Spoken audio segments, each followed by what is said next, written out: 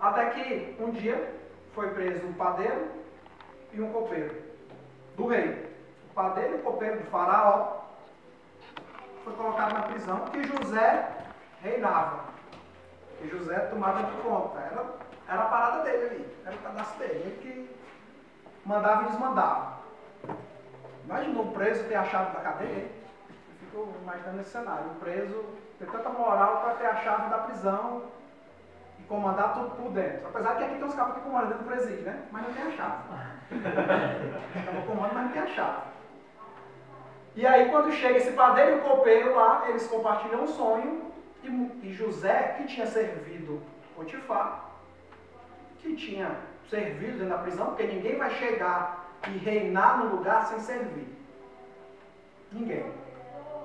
Ninguém vai reinar em nenhuma situação sem antes ter servido. Então ele já tinha servido Potifar, virou rei. Já tinha servido na prisão, tinha dominado a prisão. Ele serve o copeiro e o padeiro do faraó. Revela o sonho deles, exatamente do jeito que ele revela o sonho acontece. Quando ele revelou o sonho, ele disse, não esqueçam de mim. Igual o cara disse do lado de Jesus, né? O cara que foi crucificado do lado de Jesus disse, Senhor, lembra-te de mim quando eu estava no paraíso. Né? José falou a mesma coisa, quando você estava no paraíso, lembra de mim. Não esquece aqui do cara que revelou teu sonho não, que te ajudou. E aí, o cara voltou para a profissão dele, o copeiro, o padeiro morreu, exatamente como José tinha revelado. E deixa eu subir aqui um pouquinho, para não cortar. Aí.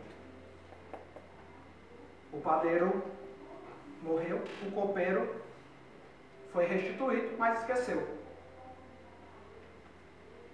Esqueceu de José, que ele tinha pedido. Lembra-te de mim quando eu estava no paraíso, meu irmão. Quando chegar lá no faraó, não vai esquecer de mim, não. 2 anos depois, o faraó tem um sonho. Quem tem Bíblia aí? Alguém tem Bíblia aí? Gênesis 41. Lê aí o sonho do faraó aí.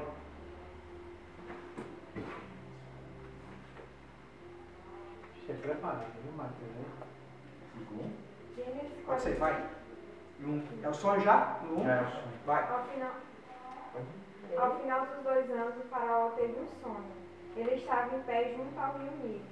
Quando saíram do rio, teve 7 vacas belas e gordas, que começaram a pastar entre os juncos. Depois saíram do rio mais 7 vacas, feias e magras, que foram para junto das outras, à beira do rio Nilo. Então as vacas feias e magras comeram as 7 vacas belas e gordas. Nisso o faraó acordou. O povo ouvir, né? Pode continuar. É até qual? Até terminar o sonho. Tornou a adormecer e teve outro sonho. Teve 7 espigas de trigo, graúdas e boas, cresciam no mesmo pé. Depois brotavam outras 7 espigas mirradas e ressequidas pelo vento leste. As espigas mirradas engoliram as 7 espigas graúdas e cheias. Então o faraó acordou. Era um sonho. Pronto. Solta aí. Vou passar aqui o microfone. O faraó teve um sonho. O faraó teve um sonho que ele via 7 vacas gordas e 7 vacas magras. Depois ele acordou, dormiu de novo, viu 7 espigas nutridas, depois 7 espigas ressequidas. E as vacas magras comiam as vacas gordas e as espigas ressequidas comiam as espigas gordas. E ele não entendia o que era aquele sonho. Tem um detalhe aí, tem um mistério nessa passagem que tu leu, que depois, quando ele repete várias vezes o sonho, depois não fala mais. As 14 vacas estavam juntas. As 14 vacas estavam juntas no sonho. Vocês podem olhar aqui que o faraó, se vocês observarem esse texto, o faraó olha para as 14 vacas em algum momento. Ele vê as 7 vacas magras comendo as 7 vacas gordas. Ele vê todas elas ao mesmo tempo. E aí, ele não consegue entender o sonho, pergunta para os sábios dele, ninguém consegue entender. O padeiro lembrou de José. E disse, ó, tem um cara lá na prisão que eu conheci, já desenrolado. Eu acho que ele vai desenrola esse sonho aí para tu. Aí o faraó manda chamar José, chega lá e José diz, olha, é o seguinte, é fácil, é simples. Você teve 2 sonhos porque vai acontecer logo. 7 anos de vaca, as vacas gordas representam 7 anos, as vacas magras representam 7 anos. As espigas gordas, 7 anos, as espigas desse aqui, 7 anos. 7 anos de abundância, 7 anos de crise. Quantos sabem que a gente vive ciclos? Todo mundo aqui feito as aulas do Pablo Marçal sabe que a gente vive de ciclo, né? Os ciclos que eles viviam, 7 anos de abundância, 7 anos de crise. Agora, sabe o que é interessante desses ciclos? Estava falando de arquitetura. A minha área de formação é arquitetura. E a arquitetura tem um termo que a gente usa que é planta baixa, que é a vista de cima, né? Quando a gente fala em ciclos, ou quando alguém desenha um ciclo, como é que ele desenha o ciclo? Desenha a planta baixa, né? Mas isso é a planta baixa. Não é como o ciclo funciona. Como é que o ciclo funciona?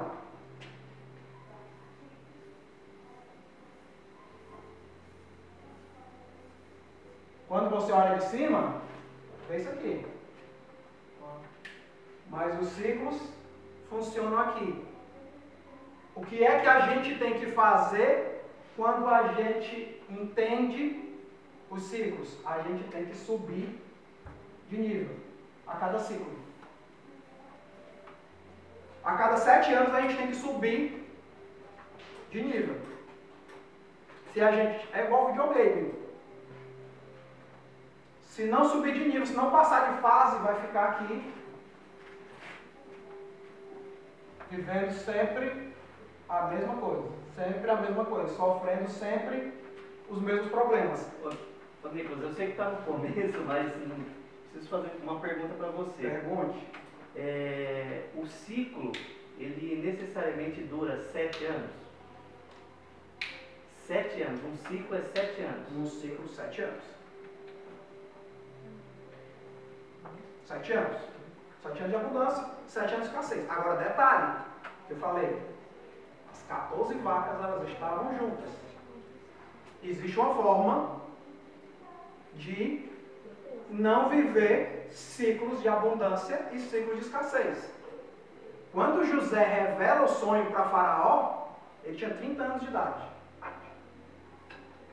E ele morreu com 110 anos. E ele, até morrer, ele foi o vice-rei do Egito. E a Bíblia não relata, eu já tentei procurar em outros documentos que não sejam da Bíblia, documentos históricos, não existe mais relato de ciclo de escassez enquanto Moisés esteve comandando o Egito. Mas José. Esse 7 aí é 7 especificamente da história de José? Ou porque, assim, o número 10 ele é um número, assim, no sentido de fechamento de ciclo.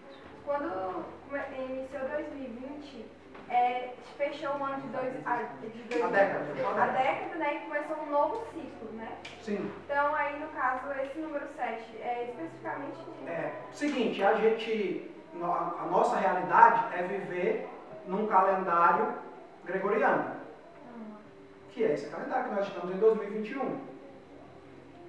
Mas os judeus, que é o povo escolhido de Deus, que é a Israel de Deus, que depois que a gente vira filhinho de papai, a gente passa a ser também Israel, nós passamos a ser também Israel, a língua oficial desse povo, a língua com a qual foram criadas todas as coisas é a língua hebraica. Então, Deus entregou o calendário, entregou para Moisés, aí foi para Moisés mesmo, não estou trocando os nomes não, entregou para Moisés o calendário, como é que ele ia funcionar, ensinou ele a ler as leis novas, ensinou Abraão a ver as estrelas, a ver as luas. O primeiro astrônomo da história foi Abraão. Então, Deus não se move baseado no calendário gregoriano que a gente tem, apesar de que existe uma simbologia número 10. Existe uma simbologia número 10. Mas esses ciclos de abundância e de escassez são de 7 em 7 anos. Na nossa vida é assim hoje. Na nossa vida é assim hoje. Não necessariamente você vai ter que viver 7 anos bons e 7 anos ruins. Tá. Desde que você aprenda a subir de nível. É incrível se dizer que você pode prestar Mateus, atenção nesses ciclos de Instagram. 7 anos. O As Adam maiores está lembranças ligado. suas são dentro dos ciclos. 7, 14 e assim por diante. Se você for analisar, você vai ter. Então, Aí- é porque assim, hoje eu tenho 38 anos, eu Certo. fiz uma conta aqui, né? Eu estou com uns 5 ciclos e meio, vamos dizer assim. E aconteceu um evento na minha vida, justamente com 36. No início- Assim, a gente tem como sair desses ciclos. José saiu desse ciclo. Ele tirou o Egito desse ciclo. Ele tirou a sociedade que vivia ao redor do Egito desses ciclos. Mas volta e meia, a história mostra esse ciclo se repetindo. Isso aqui aconteceu, a história que eu estou contando para vocês, aconteceu em 1524 a.C. Deixa eu ver o que eles faziam. É o seguinte: 7 anos de prosperidade, você pode passar por 7 anos de prosperidade, mas digamos, você está lá vivendo seus 7 anos de prosperidade. Esse ciclo ele fecha com 7 anos de prosperidade, ou ele vai ter algum ano que não vai ter prosperidade? Vai depender de você. É nós que vamos definir de acordo com a nossa postura. As vacas magras, elas vão estar lá para comer as vacas gordas. O que você precisa ter é vaca gorda sobrando. Entendi, que foi o que o José fez. Ele acho que é. você O vai segredo- chegar nesse ponto, né? O segredo é ter vaca gorda sobrando.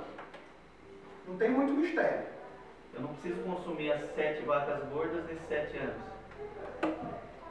O segredo está aí. O segredo está em ter vaca gorda. As vacas magras vão estar ali o tempo inteiro. Elas saíram do mar e comeram as vacas gordas. Elas vão estar ali. Provavelmente elas ficaram magras por alguma coisa que você fez, inclusive. Você deixou de alimentar aquelas vacas magras ali, de repente aquilo volta e come a sua fartura. E se você não tiver vaca gorda sobrando, ela come tudo. Pegou? Peguei. Isso aconteceu em 1524 a.C. No calendário hebraico, o ano, vou dizer para vocês aqui especificamente, no calendário judeu, o ano era 2229.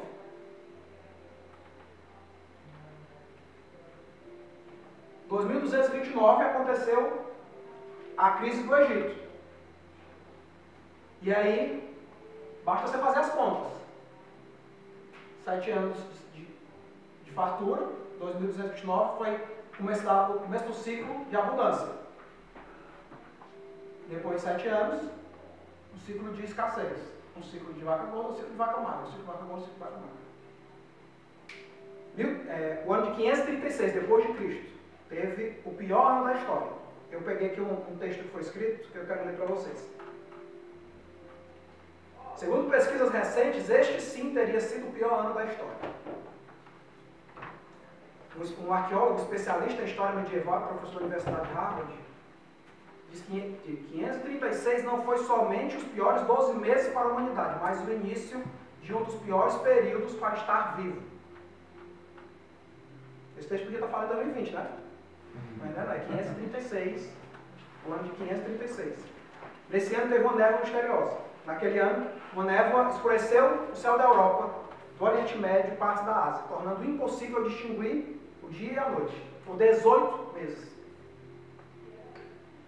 E se for olhar, o ano de 536 ele cai dentro do ciclo de vaca magra.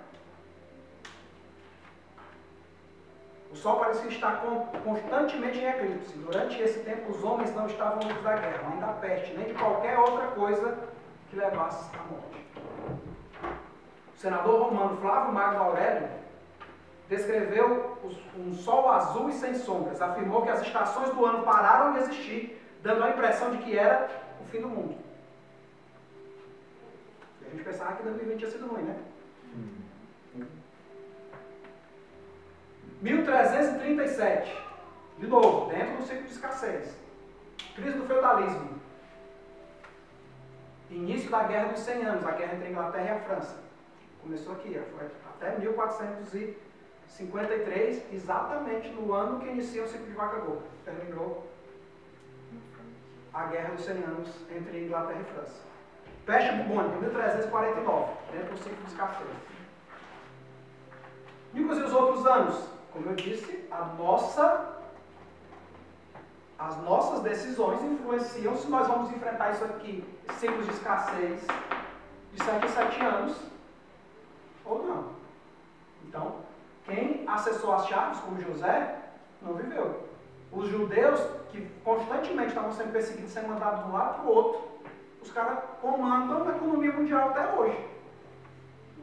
Porque eles conhecem os segredos da Bíblia. Eles vivem a Bíblia. Não tem muito mistério. Está tudo na Bíblia. Salomão disse que não existe nada novo. Eu achei até o Bitcoin na Bíblia. A Bíblia, se você não sabe, a Bíblia é criptografada. Você sabe que a Bíblia é criptografada? Os judeus, eles têm um número para cada letra. E as palavras têm uma quantidade numérica. E às vezes na Bíblia, uma palavra que está escrita para a gente, os judeus sabem disso. Pelo mesmo número, eles entendem que aquela palavra ali era uma outra palavra que Deus queria entregar nas entrelinhas. Ou seja, existe uma criptografia na Bíblia. Uma mensagem que não está clara no texto que você lê. Existe uma mensagem escondida, criptografada, que você só consegue acessar no hebraico e conhecendo esses números. Você pegou em Eclesiastes ou não? O que? Você viu Esses números? É. Não, você tem que estudar o hebraico Não, de fato. o Bitcoin que você falou. O Bitcoin não, o Bitcoin está em Isaías. Depois eu vou falar para vocês. Né? Ah, tá. 1349, eu peguei outro texto aqui. Ó. A discrepância entre a capacidade produtiva e a demanda do consumo retraiu as atividades comerciais e a dieta alimentar das populações se empobreceu bastante. Depois veio a peste negra, que se espalhou entre as populações, causando uma grande onda de mortes, que ceifou um terço da Europa. Um terço da Europa morreu nessa peste bubônica. 1640 teve outra crise geral. 1939, mais perto da gente, Segunda Guerra Mundial, o ano que inicia o ciclo de escassez. 2008, bem recente, todo mundo lembra, crise do subprime, dentro do ciclo de escassez. Aí você já começa a entender, né? Nós estamos prestes a entrar num ciclo de escassez de novo. Peguei um texto aqui de um rabino lá da Grã-Bretanha. É de um livro, Cartas para a Próxima Geração. Quando o que mais importa é o dinheiro, lembramos dos preços das coisas, esquecemos seus valores. Isso é um grave erro. O colapso financeiro ocorreu porque as pessoas pediam empréstimos para as quais não tinham cobertura. E com o dinheiro compravam coisas de que não precisavam para alcançar a felicidade que não duraria. Portanto, de certa forma, a sociedade de consumo é um mecanismo que cria e distribui infelicidade. Eis porque uma era de abundância sem precedentes transformou-se em uma era de síndromes relacionadas a estresse e doenças depressivas como nunca houve. O que de mais importante cada um de nós pode aprender com a atual crise econômica é: pense menos no preço das coisas e mais no seu valor. Por que eu quis separar esse texto aqui? Porque, para mim, aqui ele fala de vacas gordas e vacas magras. Nós optamos por, ao invés de ter mais vacas gordas, acumular. É uma decisão nossa. Nós decidimos, ao invés de somar a quantidade de vaca gorda, vamos acumular coisas, bens, que ele diz aqui, que você nem precisa, achando que vai ser feliz com aquilo, e acaba no final, quando as vacas magras vierem para comer, não tem vaca gorda para elas se alimentarem, elas vão comer toda a sua colheita. Ele falou isso daqui em 2008, depois de 2008 ele escreveu esse livro. Em 2009 ele escreveu, em 2010 ele lançou.